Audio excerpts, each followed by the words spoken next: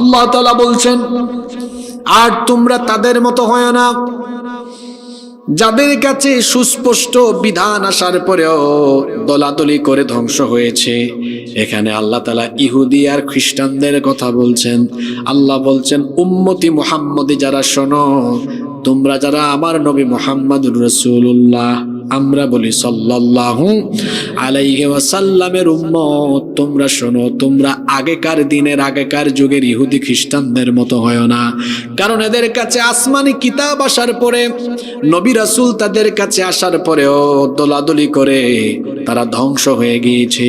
আল্লাহর নবী বলেছেন, ইহুদি আর খ্রিস্টানরা ৭২ দলে বিভক্ত হয়েছে। জুড়ে বলেন কত দল? সবাই বলেন কত দল?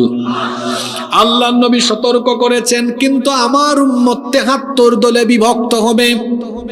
৭২ দল জাহান্নামে যাবে, এক দল জান্নাতে যাবে। বলেন তো আমাদের এই উম্মত মোট কয় ভাগে বিভক্ত হবে? আরো জোরে বলেন, কত দল জাহান্নামে যাবে?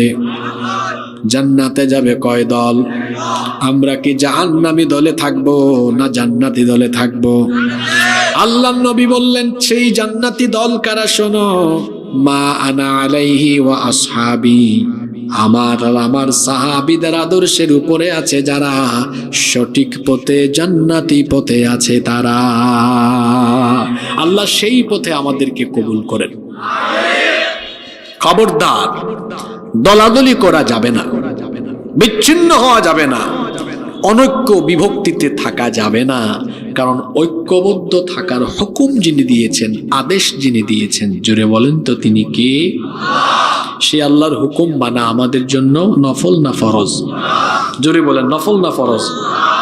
নাম্বার 2, কেন আমরা ঐক্যবদ্ধ থাকব? কেন এক থাকতে হবে? কারণ আমাদের বেসিক যত ইবাদত আছে, মৌলিক সকল ইবাদত আমাদেরকে ঐক্যবদ্ধ থাকার শিক্ষা দেয়। যেমন নামাজ, এই নামাজ কি একা একা আদায় করা ফরজ না জামাতের সাথে আদায় করা ফরজ? একা একা নামাজ আদায় করলে নামাজের হক আদায় হয় না। কারণ নামাজকে আল্লাহ তাআলা জামাতের সাথে ফরজ করেছেন। এজন্য আল্লাহ তাআলা বলছেন, ওয়া আকিমুস সালাতা ওয়া আতুজ যাকাতা ওয়ারকাউ মা'আর রাকিঈন। আর সালাত কায়েম করো এবং যাকাত দাও, এবং যারা রুকু করে তাদের সাথে এসে রুকু করো। নামাজ একা একা ফরজ নয়। আজান হওয়ার পরে জন্য কেউ যদি একা একা নামাজ আদায় করে, নামাজের হক আদায় হবে না। একা একা নামাজ আদায়ের চাইতে জামাতে নামাজ আদায় করার মধ্যে 27 গুণ বেশি সওয়াব রয়েছে। সুবহানাল্লাহ। তার মানে আপনি যদি কোনো নামাজ 27 বার একা একা আদায় করেন, 27 বার একা একা আদায় করার কষ্ট, 27 বার একা একা আদায় করার সওয়াব পেয়ে যাবেন একবারে গিয়ে আপনি জামাতে নামাজ আদায় করতে পারলে। সুবহানাল্লাহ।